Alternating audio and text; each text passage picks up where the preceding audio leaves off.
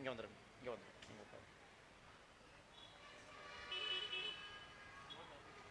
எதற்காக இவங்களோட பேரை நான் சொல்கிறேன்னாங்க, 1980 நாடாளுமன்றத்துக்குள்ளே நமக்கு 2 எம்பி இருக்கும்போது எல்லாருமே நம்மக்கிட்ட வந்து ஏளனம் பேசுவாங்க. 2 எம்பியை வச்சுக்கிட்டு நீங்கள் கட்சி நடத்துகிறீங்க, இந்த கட்சியை பேசாமல் காங்கிரஸ்ட்டை சேர்த்திருங்க, இது ஒரு கட்சியே இல்லை என்று. இன்றைக்கி நம்முடைய நாராயணசாமி ஐயாவும் நம்முடைய பன்னீர்செல்வம் ஐயாவும் மேடையின் மீது பார்த்து கொண்டிருக்கின்றார்கள். 303 எம்பி மட்டும் இல்லைங்க, 21 மாநிலத்திலே ஆட்சியில் இருக்கும், இல்லாட்டி இன்னொரு கட்சிக்கு சப்போர்ட் பண்ணிக்கிட்டு இருக்கோம். உலகத்திலே மிக அதிகமான தொண்டர்கள் இருக்கக்கூடிய கட்சி பாஜக. 18 கோடியே 24 லட்சம் தொண்டர்கள் இருக்காங்க. எந்த கட்சிக்குமே இவ்வளோ தொண்டர்கள் கிடையாது. அமெரிக்காவில் கிடையாது, ஐரோப்பியாவில் கிடையாது, சைனாவில் கிடையாது, இந்தியாவில் மட்டும்தான் இருக்காங்க. உங்கள் கண் முன்னாடி பார்த்தீங்கன்னா ஒரு மாநிலமாக பாஜக ஆட்சியில் அமர்ந்து கொண்டு வந்திருக்கிறது. 2021 பெங்காலத்திலையும் 2026 தமிழகத்திலையும் பாஜக நிச்சயமாக ஆட்சியில் அமரும். அதற்காக இங்கே இருக்கிற நாங்கள் எல்லாருமே உங்களுக்கு கடமைப்பட்டுள்ளோம். கட்சி ஒன்றுமே இல்லாதப்ப நீங்கள் இருவருமே ஒரு கொடியை எடுத்துக்கிட்டு போய் 50 வருட காலமாக இந்த திராவிட கோட்டை என்று சொல்லக்கூடிய தமிழ்நாட்டில் ஒரு தேசிய ஆன்மீகம் என்கின்ற கொள்கையில் ரொம்ப தீர்க்கமாக பிடியாக இருந்து இத்தனை காலமாக இந்த கட்சியை வந்து கட்டி காத்து வெள்ளகோயிலில் வந்து இன்றைக்கி காவி கோட்டையாக மாறிக்கொண்டிருக்கின்றது. நம்ம கண் முன்னாடி நாமளே ஒரு 6 மாதமாக பார்த்துக்கிட்டு இருக்கோம். ஒரு தடவை வெள்ளகோயில் வரும்போதும் இங்கே வருகின்ற மக்களின் கூட்டம் வந்து இரட்டிப்பாகிட்டு இருக்கு. இதுக்கெல்லாம் காரணம் நீங்கள் தான். உங்களுடைய பாதங்களை தொட்டு வணங்கி நம்முடைய பாரத அன்னையின் பாதங்களை தொட்டு வணங்கி மேடையின் மேல் இருக்கக்கூடிய நம்முடைய முன்னாள் எம்பி, பழனி முன்னாள் எம்பி அண்ணன் அவர்களுக்கு வந்து எந்த ஒரு அறிமுகமே தேவையில்லை. காரணம் என்னவென்றால், ஒரு கொங்கு பகுதியிலே பிறந்து எந்தெந்த பதவிகள் இருக்கோ எல்லாத்தையும் அலங்காரம் பண்ணி பார்த்துட்டார். Chairman bar council of India அப்படிங்கிறது சாதாரணமான ஒரு பதவி கிடையாது. சுப்ரீம் கோர்ட்டில் சீஃப் ஜஸ்டிஸுக்கு நேரடியாக உட்கார்ந்து கொண்டு நம்முடைய நாட்டில் எந்த மாதிரி லா இருக்கணும், அதை எப்படி வந்து இம்ப்ளிமெண்ட் பண்ணுறோம் என்று சொல்லக்கூடிய பதவி. நான் போலீஸ் துறையில் இருக்கும்போது அண்ணனுடைய பார்லிமெண்ட்ரி டிபேட்ஸ் ரொம்ப கேர்ஃபுல்லாக வாட்ச் பண்ணுவாங்க. 2 முறை இருந்தார், 8 வருடம். முதல் முறையிலே பார்லிமெண்ட்டில் அதிகமாக கேள்விகள் கேட்ட விஷயம் வந்து அண்ணனுக்கு மட்டும்தான் அந்த பெருமையை சேரும். அதையெல்லாம் தாண்டி நம்முடைய பாரதிய ஜனதா கட்சியிலே தேசிய செயற்குழு உறுப்பினராக, நம்முடைய செய்தி தொடர்பாளராக, இந்த மேனிஃபெஸ்டோ கமிட்டி என்று சொல்லக்கூடிய நம்ம என்ன இந்த எலெக்ஷனுக்கு வந்து மேனிஃபெஸ்டோ கொடுக்குறோமோ அதில் முக்கியமான ஒரு மெம்பராக எங்கள் எல்லாருமே வழிநடத்தி அண்ணன் எடுத்து கூட்டிகிட்டு போயிட்டுருக்காரு. நீங்கள் வந்தது மிகப்பெரிய ஒரு சந்தோஷம். மேடையின் மீது நம்முடைய ஜோதீஸ்வரி கந்தசாமி அக்கா இங்கே இருக்கின்றார்கள், நம்முடைய உஷாராணி அக்கா இங்கே இருக்கிறார்கள், கோபாலகிருஷ்ணன் அவர்கள், கொங்கு ரமேஷ் அவர்கள், சாமிநாதன் அவர்கள், விஜய் அவர்கள், சிறப்புரை வழங்கிய நம்முடைய சின்னசாமி அண்ணன் அவர்கள் மாவட்ட பார்வையாளர், நம்முடைய சுகுமார் மாவட்ட துணைத் தலைவர், நன்றியுரை வழங்கக்கூடிய அருண்குமார், எல்லாவற்றுக்கும் மேலாக இந்த பகுதியின் மாவட்ட தலைவர் அண்ணன் பொன் ருத்ரகுமார் அவர்கள், நம்முடைய மாநில மகளிர் அணியின் பொதுச் செயலாளர் நம்முடைய அக்கா இங்கே இருக்கின்றார்கள், இல்லை மோகனப்பிரியா அக்கா இங்கே இருக்கின்றார்கள், யார் பேரை விட்டுனாங்கன்னா அனைவருக்கும் என்னுடைய அன்பு வணக்கம். நீங்கள் இன்று வெள்ளகோயில் மாநகரத்திற்கு சாயங்காலம் வந்து 4 மணியிலிருந்து எங்களுக்காக காத்திருந்து இந்த விவசாய சட்டத்தை பற்றி நாங்கள் பேசுவதை கேட்பதற்காக நீங்கள் வந்திருக்கின்றீர்கள். உங்கள் எல்லாத்துக்குமே தெரியும், இதே நேரத்தில் டெல்லியை சுற்றி பஞ்சாப் ஹரியானா பகுதியில் ஒரு 7 லட்சம் விவசாயிகள் இந்த குளூரில் டென்ட் போட்டு கேம்ப் போட்டு எல்லாம் உட்கார்ந்துருக்காங்க. அவர்கள் வைக்கிற ஒரே ஒரு கோரிக்கை என்னவென்றால், நம்முடைய மோடி அரசு இந்த 3 விவசாய சட்டங்களையும் திரும்ப பெற வேண்டும் என்று. எங்களை பொறுத்தவரை இது விவசாயிகள் அவர்கள் வைக்கின்ற கோரிக்கையாக நாங்கள் பார்க்கவில்லை. விவசாயிகள் அந்த கோரிக்கையை வைக்கலைங்க. ஏன்னா உண்மையான விவசாயி இந்த கோரிக்கையை வைக்க மாட்டான். இந்த கோரிக்கையை வைப்பவர்கள் அனைவருமே தலால் என்று சொல்லக்கூடிய கமிஷன் ஏஜென்ட். அவங்க தான் பஞ்சாபில் ஹரியானாவிலேருந்து வந்து அந்த இடத்துல உட்கார்ந்து நம்முடைய அரசுக்கு வந்து ஒரு பயத்தை உருவாவதற்காக முயற்சித்து கொண்டிருக்கின்றார்கள். நிறைய பேர்த்துக்கு தெரியலாம், சில பேர்த்துக்கு தெரியாமல் இருக்கலாம். நம்முடைய பாரதிய ஜனதா கட்சி இந்த 16ஆம் தேதியிலிருந்து இன்றைக்கி 28ஆம் தேதி கடந்த 10 நாட்களாக நம்முடைய மாநிலம் முழுவதுமே 1000 இடத்துல இதை போன்ற கூட்டங்களை போட்டு எல்லா இடத்துலையும் வந்து விவசாய சட்டங்களை பற்றி பேசிக்கிட்டு இருக்கோம். இது முக்கியமான விஷயம் என்னென்னா, ஒரு விவசாய பகுதியிலே விவசாயம் செய்யக்கூடிய நண்பர்கள் நீங்கள் இங்கே வந்திருக்கின்றீர்கள். உங்களுக்கு தெரியும், 1947 நம்ம சுதந்திரம் வாங்கி இந்த 70 வருட காலமாக இந்தியாவில் மிகவும் நலிந்து போன ஒரு தொழில் என்பது விவசாயம் என்பது தான். காரணம் கேட்டிங்கன்னா, எந்த ஒரு இளைஞனுமே விவசாயம் செய்வதற்கு ரெடியாக இல்லை. எந்த ஒரு இளைஞனும் விவசாயம் செய்ய மாட்டான். விவசாயம் தப்பி தவறி செஞ்சான் அப்படின்னா அவனுக்கு நம்முடைய சமுதாயம் கொடுக்கின்ற பெயர் என்ன அப்படின்னா பிழைக்க தெரியாதவன். அவனுக்கு அதையும் தாண்டி பொண்ணும் கொடுக்க மாட்டாங்க. ஏன்னா விவசாயம் செஞ்சால் அவங்களால அந்த குடும்பத்தை காப்பாற்ற முடியாது. விவசாயம் என்பது லாபகரமான ஒரு தொழில் கிடையாது என்பது நம்ம அனைவருக்குமே தெரியும். அதனால்தான் நம்ம பகுதியில், குறிப்பாக இந்த வெள்ளகோயில் பகுதியில் எல்லாருமே ஆட்டுக்குட்டிக்கு மாறிட்டோம். ஆட்டுக்குட்டி, நம்முடைய மாடு, பால், இதை வைத்துத்தான் இதில் வர்ற பணத்தை வச்சு விவசாயம் பண்ணிகிட்டு இருக்கோம். சோளமோ கம்போ போடுறோம், இதில் வர்ற பணத்தை வச்சு அதை பார்த்துக்கிறோம். விவசாயம் நீங்கள் உள்ளே இறங்கிட்டீங்கன்னா உங்களுக்கு லாபம் கிடையாதுங்கிறது எல்லாத்துக்கும் தெரியும். இதைத்தான் மோடி அவர்கள் 2014 ஆட்சியில் அமரும் போது அவர் சொன்னார், எங்களுடைய ஆட்சியின் குறிக்கோள் முதுகெலும்பு இருந்தும் கூட கூனி குறுகி நிற்கும் நம்முடைய விவசாய பெருமக்களை நேராக நிற்பதற்கு சக்தி கொடுப்பது தான் எங்களுடைய அரசின் வேலை என்று சொன்னார் 2014. அவர் சொல்லி 6 வருஷம் ஆச்சு. ஒரு மனிதனுக்கு 6 வருடம் போதும். உண்மையாலுமே அவங்க சொன்ன விஷயத்தை செஞ்சுருக்காங்களா, அவர்களுக்கு திரும்ப நாம் அந்த மரியாதையை கொடுக்கணுமா, சப்போர்ட் கொடுக்கணுமான்னு பார்த்தீங்கன்னா, மோடி அவர்கள் முதல் முறையாக விவசாயத்துக்கு செய்தது, யூரியா தட்டுப்பாடு அதிகமாக இந்தியாவில் இருந்தது. 2014 பார்த்தீங்கன்னா யூரியா தட்டுப்பாடு பெருமளவில் இருந்தது. அதுக்கு யாரையோ பிடிச்சி தான் உங்களுக்கு யூரியாவே கிடைக்கிற மாதிரி இருந்தது. இந்த 6 வருட கால ஆட்சியிலே எங்கேயும் கூட யூரியா தட்டுப்பாடு என்பது எங்கேயும் கிடையாது. யார் வேணாலும் யூரியாவை போய் வாங்கிட்டு வரலாம். அரசு மானியம் நேரடியாக உங்களுக்கு கொடுக்கப்படுகின்றது. இதில் முக்கியமான விஷயம் என்னென்னா, மோடி அவர்கள் அடுத்த ஸ்டெப் போயிட்டார், இன்னும் ஒரு படி மேலே போய்விட்டார். யூரியா என்பது மட்டும் எனக்கு ஒரு சந்தோஷம் கொடுப்பது ஒரு விஷயம் கிடையாது. எல்லாருமே ஆரோக்கியமான விவசாயம் செய்வதற்கு இயற்கை முறையிலே உங்களுடைய பூச்சிக்கொல்லு மருந்துகளை நீங்கள் போட வேண்டும் என்பதற்காக நீம் கோட்டட் யூரியா என்கின்ற ஒரு யூரியாவை கொண்டு வந்திருக்கார். ஆல்ரெடி எல்லா இடத்துலையும் பார்த்தீங்கன்னா நீங்கள் வாங்குகிற யூரியாவில் வந்து நம்முடைய வேப்பங்காய் கலந்து தான் உங்களுக்கு யூரியா வருது. ஏன்னா நார்மல் யூரியாவை நீங்கள் போட்டிங்கன்னா உங்களுடைய பயிர் கெடுவது மட்டுமல்ல, எல்லாத்துக்கும் கேன்சர் வரும், உங்களுடைய விளைவிக்கின்ற பொருளை நச்சுத்தன்மை வரும், உங்களுடைய மண் என்பதிலே நச்சுத்தன்மை வந்துவிடும் என்பதற்காக நீம் கோட்டட் யூரியா, வேப்பங்காய் கலந்து கோட் செய்த யூரியாவை தான் நம்ம வாங்குகிறோம். இதனால தான் நிறைய இடத்துல இப்போ போய் பார்த்தீங்கன்னா புதுசாக நீங்கள்லாம் வேப்பமரம் வைக்கிறீங்க, எல்லா இடத்துலையும் வேப்பமரம் வச்சு பாதுகாக்கிறீங்க. காரணம் என்னவென்றால், உங்கள்கிட்ட முதல் முறையாக வேப்பங்காய் வேப்பங்கொட்டையை வந்து அரசு உங்கள்கிட்ட விலைக்கு வாங்கிக்கிறாங்க, தனியார் நிறுவனங்கள் விலைக்கு வாங்குறாங்க. 6 வருடத்திலே நடந்த முக்கியமான முதல் சாதனை இது. இது நடந்து முடிவதற்கு முன்னால் அடுத்த சாதனை மோடி அவர்கள் என்ன செஞ்சு கொண்டு வந்தாங்கன்னா, நம்முடைய உடம்புக்கு வந்து நீங்கள் டாக்டர்கிட்ட போனால் ஒரு டெஸ்ட் பண்ணலாம். உங்களுக்கு ஃபேட் எவ்வளோ இருக்குது, கொழுப்பு எவ்வளோ இருக்குது, உங்களுக்கு பிபி சுகர் எவ்வளோ இருக்குது, ரத்த அழுத்தம் எவ்வளோ இருக்குன்னு உங்களால் பார்க்க முடியும். அதே போல் உங்களுடைய மண்ணுக்கும் அதை பார்க்க வேண்டும் என்பதற்காக மத்திய அரசு கொண்டு வந்திருக்கக்கூடிய 2வது முக்கியமான விஷயம் மண் வள அட்டை என்பது, சாயில் ஹெல்த் கார்டு, மண் வள அட்டை. எத்தனை பேர் இதில் மண் வள அட்டை வாங்கியிருக்கீங்கன்னு தெரியல. இது வந்து மாநில அரசு உங்களுக்கு கொடுக்க வேண்டிய ஒரு விஷயம். மத்திய அரசு மாநில அரசுக்கு பணத்தை கொடுத்து விடும். ஏன்னா மத்திய அரசுக்கு வந்து வேளாண் துறை நேரடியாக இங்கே ஆட்கள் இல்லாததால் நம்முடைய மாநில அரசு எல்லா இடத்துக்கும் போய் மண்வள அட்டையை கொடுத்தாங்கன்னா ஒரு மண்வள அட்டைக்கு 600 ரூபாய்க்கு என்ன செலவாகுதோ மத்திய அரசு கொடுத்துரும்.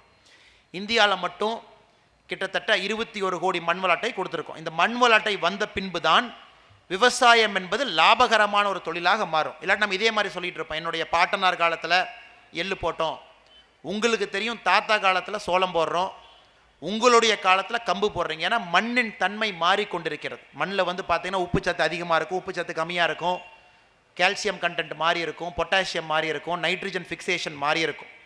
70 வருட காலமாக விவசாயத்துக்கு வந்து காங்கிரஸ் ஆட்சி செய்த ஒரே ஒரு விஷயம் என்னவென்றால், கடன் தள்ளுபடி பண்ணுறேன், உங்களுக்கு சப்சிடி கொடுக்குறேன் அப்படிங்கிறது தான் காங்கிரஸின் அரசியல்.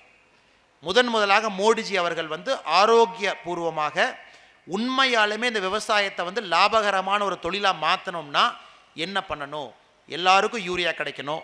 2வது அவங்கவுங்களுக்கு அவங்கவுங்களுடைய மண் வளத்தை பற்றி தெரிய வேண்டும். மண் வளத்தை தெரிஞ்சதுன்னா உங்களுக்கு தெரியும், இந்த மண்ணெண்ணெய் இதான் போடுவேன், இது போட்டால் தான் லாபம்னு சொல்லிட்டு 21 கோடி விவசாயிகளுக்கு இந்த அட்டை கொடுக்கப்பட்டிருக்கிறது. யார் வாங்காமல் இருக்கீங்களோ தயவு செஞ்சு உங்களுடைய கலெக்டர் ஆஃபீஸில் இருக்கக்கூடிய வேளாண் துறையில் ஜாயிண்ட் டைரக்டர் அக்ரிகல்ச்சரிடம் பதிவு செய்து யாரெல்லாம் விவசாய நிலம் வைத்திருக்கின்றீர்களோ உங்களுடைய விவசாய நிலத்திற்கு மண்வள அட்டையை வாங்கி வைத்துக் கொள்வது உங்களுடைய கடமை. சாயில் டெஸ்ட்டுன்னு சொல்லக்கூடியதை டெஸ்ட் பண்ணி அந்த மண்ணை அவங்களே டெஸ்ட் பண்ணி அட்டையை கொடுத்துருவாங்க. தயவு செஞ்சு வாங்கிடுங்க. மத்திய அரசு பணம் கொடுத்து கொண்டிருக்கிறது. மூன்றாவதாக பார்த்தீங்கன்னா, இது நம்முடைய காங்கிரஸ் தலைவர் ராகுல் காந்தி அவர்கள் ஏளனம் செய்த ஒரு சட்டம். ஒரு சிறு விவசாயிக்கும் யாரெல்லாம் 2 ஹெக்டர் 5 ஏக்கர் கீழே உங்களுடைய நிலத்தை வச்சுருக்கீங்களோ முதல் முறையாக உங்களுடைய அக்கௌண்ட்டில் 6000 ரூபாய் மோடி அவர்கள் கொடுக்கின்றார். நீங்கள் கேட்கலாம், எதுக்கு 6000 ரூபான்னு? 4 மாதத்திற்கு ஒரு முறை 2000 ரூபாய், அடுத்த 4 மாதம் மேல் 2000 ரூபாய், அடுத்த 4 மாதம் மேல் 2000 ரூபாய். எதுக்குன்னா, உங்களுக்கு எனக்கு அந்த கஷ்டம் தெரியும். நம்முடைய அப்பா அம்மா விவசாயம் செய்யும்போது ஃபஸ்ட்டு நீங்கள் விதையை போடுவீங்க. அது நாத்தா மாதிரி கொஞ்சம் சின்ன ஒரு விளைஞ்சி வரும்போது அப்போவும் நாம் பூச்சிக்கொல்லி அடிக்கணும். அதுக்கப்புறம் முழுசாக சோளம் விளைஞ்சி வந்ததுக்கப்புறம் அதை அறுத்து போய் மார்க்கெட்டில் போய் விற்போம்.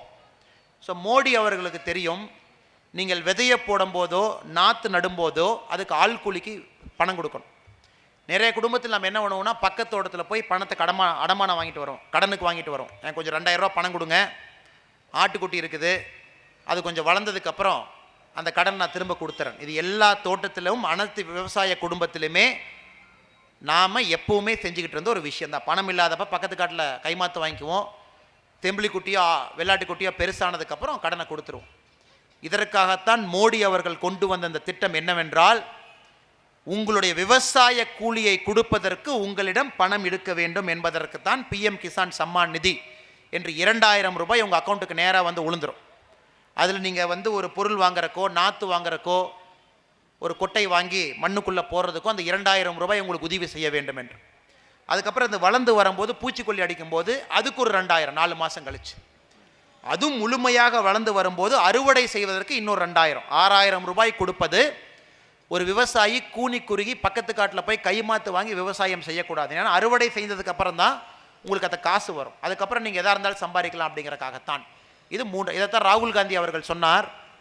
மோடிஜி அவர்கள் இந்திய விவசாயிகளுக்கு பிச்சை போறாரு, 6000 ரூபாய் பிச்சை போடுகிறார் என்று. உண்மையான விவசாயிக்கு தெரியும் அது பிச்சை கிடையாது. உங்களுடைய வரிப்பணத்திலே மோடி அவர்கள் உங்களுக்கு கொடுத்திருக்கக்கூடிய அற்புதமான திட்டம் PM கிசான் சம்மான் நிதி. அதனால தான் பார்த்தீங்கன்னா 4 நாளைக்கு முன்னால் நம்ம வாஜ்பேயி ஜி அவர்களுடைய பிறந்த நாளில் மோடிஜி அவர்கள் 2020 வருஷத்துக்கான 2ஆம் இன்ஸ்டால்மெண்ட்டை ரிலீஸ் பண்ணார். அந்த 2000 ரூபாய் ரிலீஸ் பண்ணார். நீங்கள் பார்த்தீங்க அந்த காட்சியை.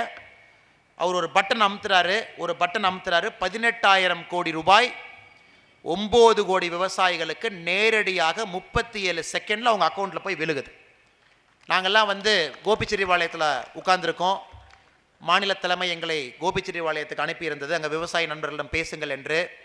நாங்கள் மோடிஜி பட்டன் அமுத்துறாரு, நம்ம பக்கத்தில் உட்கார்ந்த விவசாய நண்பருக்கு அந்த மெசேஜ் வருது செல்ஃபோனில், 2000 ருபீஸ் உங்கள் அக்கௌண்ட்டுக்கு கிரெடிட் ஆகிருக்குன்னு. இதுதான் நம் கட்சியின் மிகப்பெரிய சாதனை. ஏன்னா ராஜீவ்காந்தி அவர்கள் சொன்னார், டெல்லியிலிருந்து நீங்கள் 100 ரூபா அனுப்பிச்சிங்கன்னா தமிழ்நாடு போய் சேரும்போது அது 15 ரூபா தான், 85 ரூபா இடையிலே சாப்பிட்ருவாங்க, 15 ரூபா மட்டும்தான் தமிழ்நாட்டு மக்களுக்கு போய் சேரும்.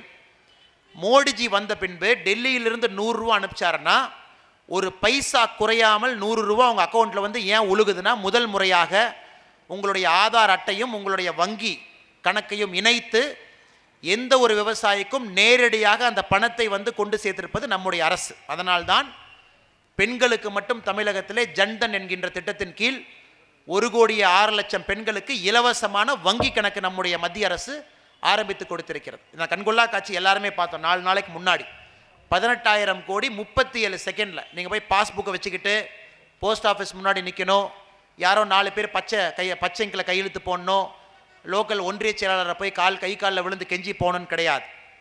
மோடிஜி அவர்களும் நீங்களும் நேரடியான தொடர்பில் இருக்கின்றீர்கள், யாருமே இடையில கிடையாது. டெல்லியில் மோடி, வெள்ளகோயிலில் விவசாயி பெருமகன், நீங்கள் இருவரும் நேரடியான தொடர்பில் இருக்கீங்க, யாருக்கும் பயப்பட வேண்டாம். இதனால தான் நிறையா கட்சிகளுக்கு நம்ம மேலே பயம். ஏன்னா இத்தனை காலமாக பார்த்தீங்கன்னா வர்ற பணத்தை அந்த ஊர் ஒன்றிய செயலாளர் வச்சுக்குவார். அவர் யாருக்கு சொல்கிறாரோ அவங்களுக்கு தான் அரசின் திட்டம் வரும். அவங்கள தாண்டி யாருமே அரசியல் பண்ண முடியாது என்கின்ற நிலைமையை உடைத்து நேரடியாக நம்முடைய அரசு உங்களிடம் அரசியல் செய்வது மட்டுமல்லாமல் உங்களுக்கு என்ன பயன் கிடைக்குதுமோ உங்களுடைய அக்கௌண்ட்டில் விழுகுது. இதையும் தாண்டி 4வது முக்கியமான விஷயம் நம்முடைய மோடி செய்திருப்பது, சட்டம் வர்றதுக்கு முன்னாடி இந்த 4 விஷயங்களும் பேசினா தான் நீங்கள் புரிஞ்சுக்குவீங்க எவ்வளோ வலிமையான சட்டம் இதென்று. இதுக்கு முன்னாடி நமக்கு தெரியும், நீங்கள் நானும் ராகியோ கம்போ சோளமோ போட்டிருப்போம். மழை வராமல் போய்விடும். வறட்சி பகுதி, இதெல்லாமே வறட்சி பகுதி தான். மழை வராமல் போயிருங்க. மழை வராமல் போயிட்டா உங்களுக்கு மகசூல் கிடையாது. மகசூல் இல்லை என்றால் உங்களுக்கு வருமானம் கிடையாது. முதல் முறையாக நம்முடைய மோடி அரசு என்ன சொல்கிறாங்கன்னா, உங்களுடைய விவசாய நிலத்தில் நீங்கள் என்ன பொருளை போடுறீங்களோ அந்த பொருளுக்கான காப்பீட்டை அரசு உங்களுக்கு கொடுக்கும் என்று சொல்கின்றார். அதனால தான் இந்தியாவில் பார்த்தீங்கன்னா கிட்டத்தட்ட 33 கோடி விவசாயிகள் ஃபசல் பீமா யோஜனா என்கின்ற திட்டத்தின் கீழ் அவர்களுடைய விளைச்சலை அரசிடம் காப்பீடு செய்திருக்கின்றார். அதாவது நீங்கள் 2 ஏக்கரில் சோளம் போடுறீங்க, உங்களுக்கு 2 ஏக்கரில் வர்ற வருமானம் 60,000 ரூபாய் நீங்கள் வச்சுக்கிட்டா அதில் நீங்கள் 600 ரூபாய் மட்டும் அரசிடம் ப்ரீமியமாக, இன்சூரன்ஸ் காப்பீட்டு ப்ரீமியமாக கட்டிட்டீங்க. 600 ரூபாய் கட்டிட்டீங்கன்னா போதும். அந்த வருஷம் மழை கம்மியாக வந்தாலும் உங்களுக்கு 60,000 ரூபாய் அரசு கொடுக்கும்.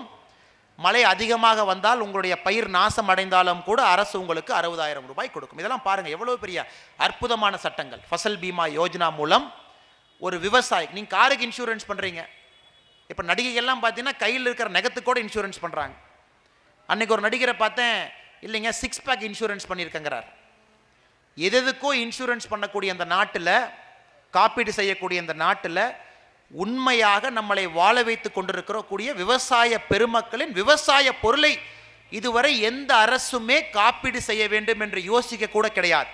முதல் முறையாக மோடிஜி வந்த பின்புதான் 37 கோடி விவசாய நிலங்களுக்கு காப்பீட்டு முறை அமலில் உள்ளது. அதனால் நீங்கள் யார் இல்லைன்னா கூட நாம் ஆட்சியில் கிடையாது, நாம் தமிழ்நாட்டிலே ஆட்சியில் இல்லை. நீங்கள் அரசாங்க அதிகாரிகளை தொடர்பு கொண்டு மத்திய அரசு உங்களுக்கு கொடுக்கக்கூடிய பயன்களை நிச்சயமாக நீங்கள் பெற்றுக்கொள்ள வேண்டும். இதன் அடிப்படையில் இந்த 3 சட்டங்களை பாருங்கள்.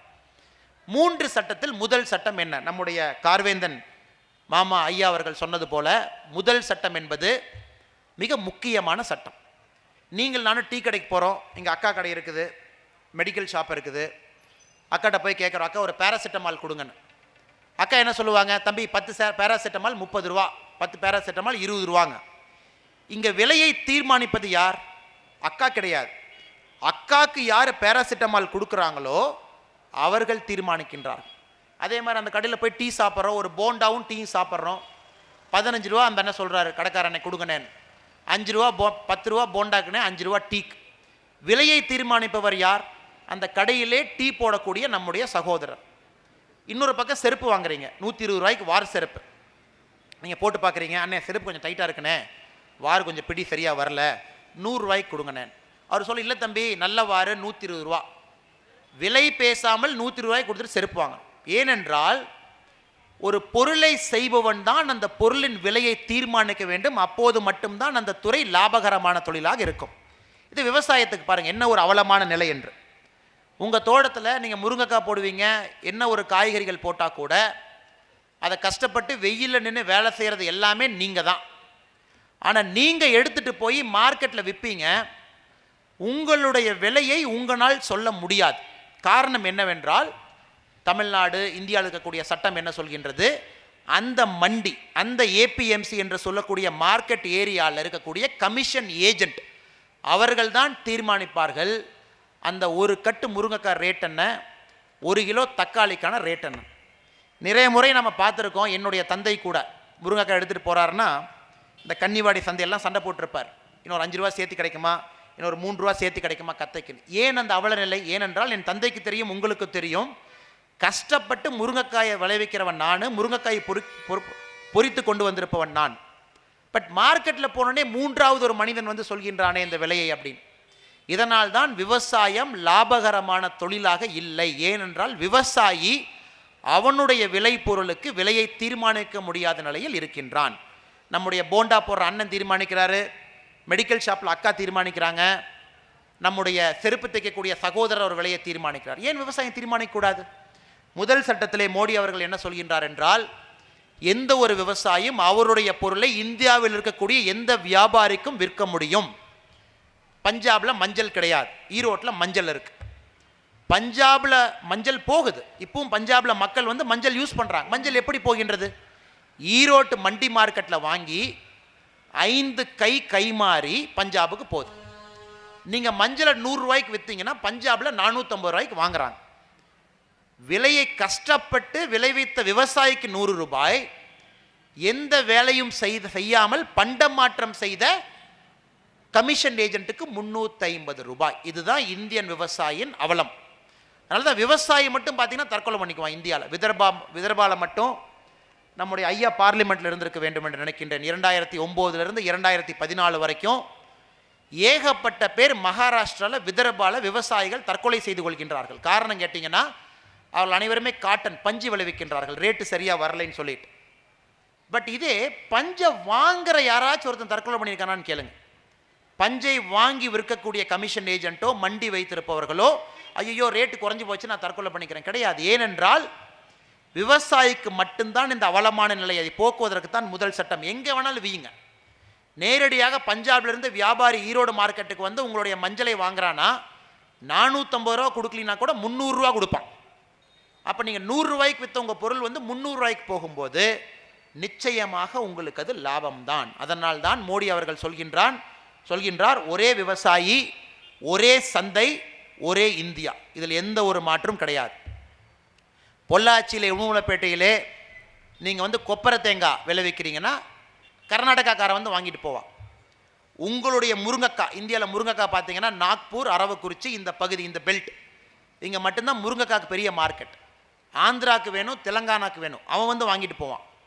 இந்த கண்ணுவெளி கிழங்கு செங்காந்தல் மலர்னு என்ன சொல்கிறீங்களோ, ஒட்டஞ்சத்திரம் பகுதியிலிருந்து மூலனூர், அரவக்குறிச்சி, வெள்ளகோவில், தென்னிலை இந்த பகுதியில் நாம் என்ன செங்காந்தல் மலர் விளைவிச்சு நாம் எல்லாருமே நஷ்டத்தில் இருக்கோம். நிறைய பேர் வந்து பார்த்தீங்கன்னா இந்த மாதிரி ரெப்ரசன்டேஷன் கொடுப்பாங்க. காரணம் கேட்டிங்கன்னா இந்தியாவில் 4 கம்பெனிகள் மட்டும்தான் மண்டியின் மூலமாக விலையை தீர்மானிக்கிறது. இந்த சட்டத்தை உடைத்து உங்களுடைய செங்காந்தல் மலர் நேரடியாக வரும்போது எல்லாரும் சண்டை போட்டுட்டு உங்கள்கிட்ட வாங்கும் போது விலை நிச்சயமாக மேலே செல்ல வேண்டும். விலை செல்லும். விலை மேலே செல்வதற்கான உத்தரவாதத்தை நாங்கள் கொடுக்கின்றோம். அதை பற்றி நீங்கள் எதுவும் ஒரி பண்ணிக்காதீங்க. இந்த கமிஷன் ஏஜென்ட்டை நீங்கள் உடைக்கலினா உங்கள் விவசாய பொருளுக்கு எப்போவுமே ரேட்டு கிடைக்காது. அப்போ நீங்கள் கேட்கலாம், எதற்காக பஞ்சாபில், ஹரியானாவில் நம்முடைய விவசாய நண்பர்கள் இந்த கடும் குளிரில் வந்து உட்கார்ந்துருக்காங்க? உங்களுக்கு தெரியும், பஞ்சாபிலே கமிஷன் ஏஜென்ட் மட்டும் 26,000 பேர் இருக்காங்க, எல்லா மண்டி சேர்த்து. அவர்களிடம் வேலை செய்பவர்கள் 2 லட்சம் பேர் இருக்காங்க. இந்த 2 லட்சம் பேர் ஊருக்கு ஒரு டிராக்டர், ஒரு லாரியில் 40 விவசாயி ஏற்றிக்கிட்டு வந்து எல்லாருமே டெல்லி பார்டரில் உட்கார வச்சுருக்காங்க. விவசாயிகளுக்கு என்ன சொல்கிறாங்க? இந்த சட்டம் மோசமானது, இந்த சட்டம் வந்துருச்சுன்னா மண்டி உங்களுக்கு கிடையாது, கார்ப்பரேட் காரை வந்து உங்களுடைய நிலத்தை வந்து அபகரிச்சுட்டு போயிடுவான். தமிழ்நாட்டில் லேட்டஸ்ட்டாக ஒரு விவசாயி உருவாக்கி இருக்கின்றார். அவர் தான் லேட்டஸ்ட் புதிய விவசாயி. அவருடைய பெயர் வந்து மு.க. ஸ்டாலின் அவர்கள். எதற்காக இவர் புதிய விவசாயி என்றால், இவர் காலத்திற்கும் நேரத்திற்கும் மாறிக்கொண்டே இருப்பார். பச்சோந்தி போல் கலரை மாற்றிக்கிட்டே இருப்பார். இப்போ புதுசாக அவர் போட்டிருக்கிற கலர் பார்த்தீங்கன்னா பச்சை கலர், ஒரு பச்சை கலர் துண்டை போட்டுக்கிட்டு விவசாயிங்கிறார். நான் ஒரு திமுக நண்பரிடம் கேட்டேன், என்னங்க உங்கள் தலைவர் விவசாயின்னு கிளம்பிட்டாரு, இப்பெல்லாம் மக்களை ஏமாத்தாதுன்னு. இல்லைங்க, எங்கள் தலைவர் ஒரு நாள் ஃபுல்லாக ஷூட்டிங் பண்ணி விவசாயம்